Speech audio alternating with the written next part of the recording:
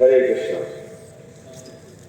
आज जो है मैं यहाँ पर सबसे चेयरमैन जी को धन्यवाद प्रकट करता हूँ और स्टेज पे बैठे सभी इंडियन इंटरनेशनल डिग्निटरीज को और पूरी अहमदिया जमात का। जब जब इनके इस प्रकार के कार्यक्रम होते हैं, दिल्ली में भी होते हैं, तो और इनसे मेरा बड़ा विशेष प्रेम अब जो है बन चुका है। जब मेरे पास पहली बार इस प्रकार का पैम्फलेट आया था और जिस पर लिखा था love for all hated for none, और जब मैंने देखा कि ये पैम्फलेट तो एक ऐसी सोच बन चुकी थी कि ये कैसा स्लोगन है। आज पूरे विश्व भर में देखते हैं कि इस्लाम की छवि कई लोगों ने इस प्रकार से धूमी कर दी है कि ऐसा सेंटेंस, ऐसा slogan love for all hated for none, मुझे लगता था कि उल्टा है। लेकिन जब मैं इनके साथ मिला, इनके साथ उठना बैठना हुआ, इनके कार्यक्रमों में गया और थोड़ा तो मैंने पूछना शुरू किया, तो मुझे पता चला कि ये जो मूवमेंट है अहमदिया जमात का, ये कोई साधारण मूवमेंट नहीं है। ये कुरान में, हदीसों में इसकी ऑलरेडी प्रेडिक्शन हो रखी है कि एक ऐसा समय आएगा जब एक ऐसे महानुभाव और रिप्रेजेंटेटिव आएंगे जो एक ऐसा तस्वीर रखेंगे इस्लाम के संसार के सामने और धीरे धीरे सभी लोग इससे जुड़ जाएंगे। तो मैं बड़ा प्रभावित हुआ और जब मैंने इनके कार्यक्रम देखे कि किस प्रकार के समाज के लिए कार्य कर रहे हैं, किस प्रकार के चाहते हैं कि हर मुस्लिम एक अच्छा मुस्लिम बने ताकि वो अल्लाह का प्यारा हो और सबके लिए हृदय में प्रेम रखने वाला हो। जब मैंने और देखा और सुना तो पता चला कि इनकी हदीस, हमारी कुरान, इसका मैसेज भी वही है जो गीता और भागवतम का मैसेज है। कल जब मैं स्टेशन पे उतरा तो मुझे जब लेकर आया जा रहा था यहाँ, तो बताया 1 घंटे का रास्ता है और वो 1 घंटा हम लोग केवल यही चर्चा करते रहे कि क्या सिमिलैरिटीज है दोनों धर्मों में या अन्य धर्मों में। तो मैं बड़ा हैरान था ये जानकर कि जो हमें पढ़ाया या सिखाया गया वही शिक्षा तो इस कुरान के द्वारा भी दी गई है। लेकिन फिर ऐसा क्या है कि पूरी दुनिया भर में कुछ लोगों की वजह से जो है इस्लाम की एक बहुत बुरी तस्वीर जा रही है।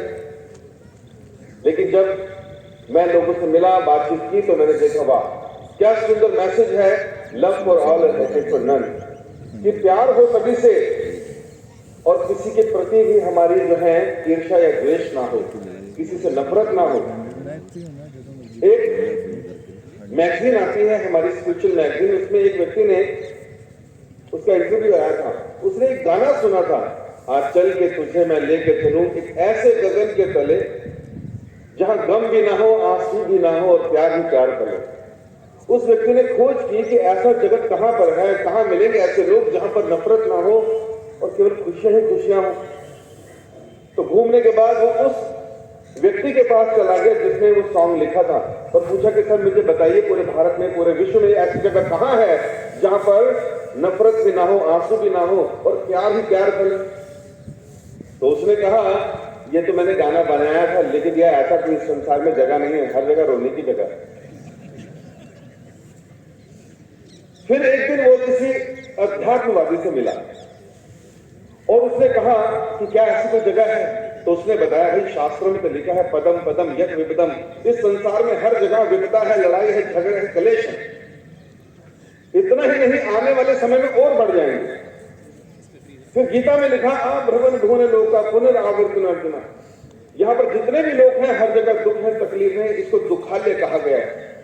और ऐसी जगह पर शांति की, सुख की और आनंद की बात करना कई बार लोगों को लगता है बेकार की बात है भाई, लेकिन नहीं, ये सुख, ये शांति जो हमारा मिशन का मैसेज है, मुझे लगता है वो आसानी से प्राप्त किया जा सकता है। ये समस्याएं, दुख, तकलीफें उन लोगों के लिए हैं जो भगवान से, खुदा से जुड़ा हुआ नहीं। बताया जाता है हमारे धर्म में 3 मुख्य पर्सपेक्टिव है चीजों को समझने का।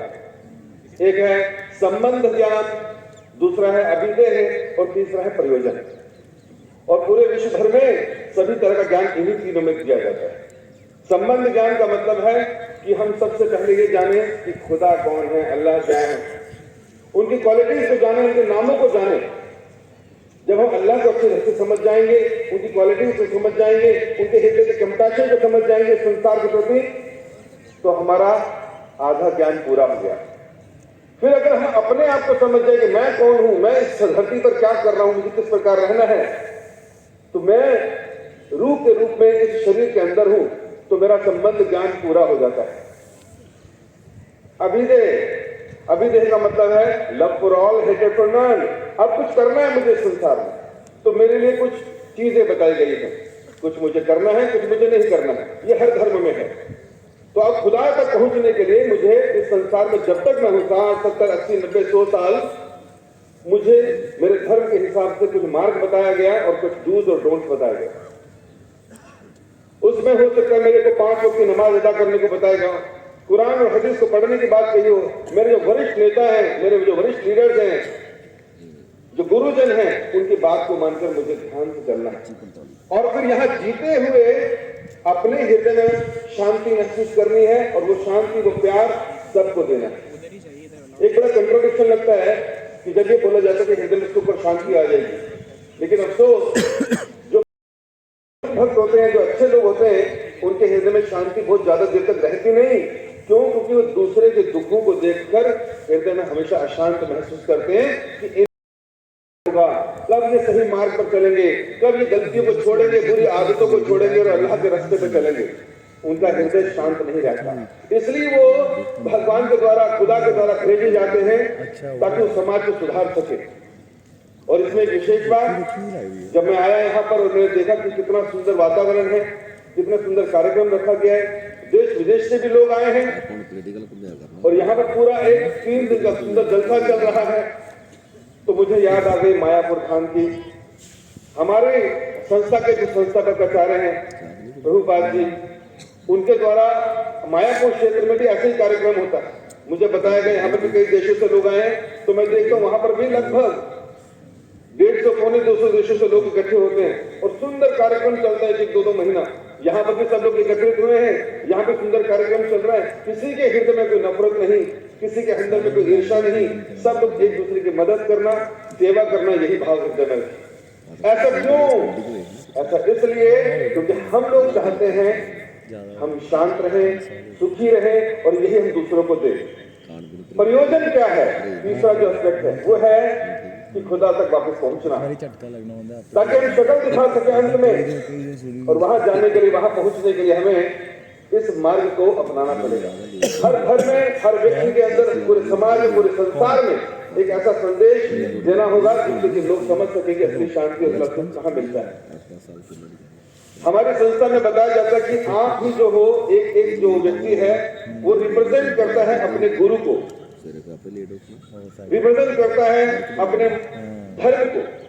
तो खाता हूँ, जब मैं मस्जिद जाता हूँ, जब मैं मंदिर जाता हूँ, जब मैं लोगों से व्यवहार करता हूँ, उस समय मेरी सोच क्या है, मेरा व्यवहार क्या है, मेरी बातचीत कैसी है, ये मेरा व्यवहार दर्शाता है कि मैं किस प्रकार से, कितनी उत्कंठा से, कितना सीरियसली अपने धर्म का पालन करता हूँ।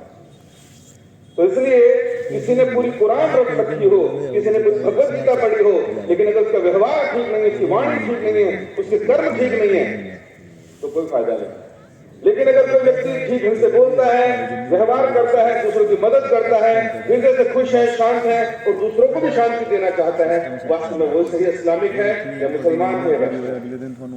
इसलिए आज के इस कार्यक्रम में जहाँ इतनी भारी संख्या में लोग पहुंचे हैं, मैं सबसे प्रार्थना करना चाहूंगा कि अहमदिया जो कम्युनिटी है, इसके जो फाउंडर थे, जो उनकी शिक्षाएं थी, उन शिक्षाओं को ध्यान से देखें, समझें और सुनें।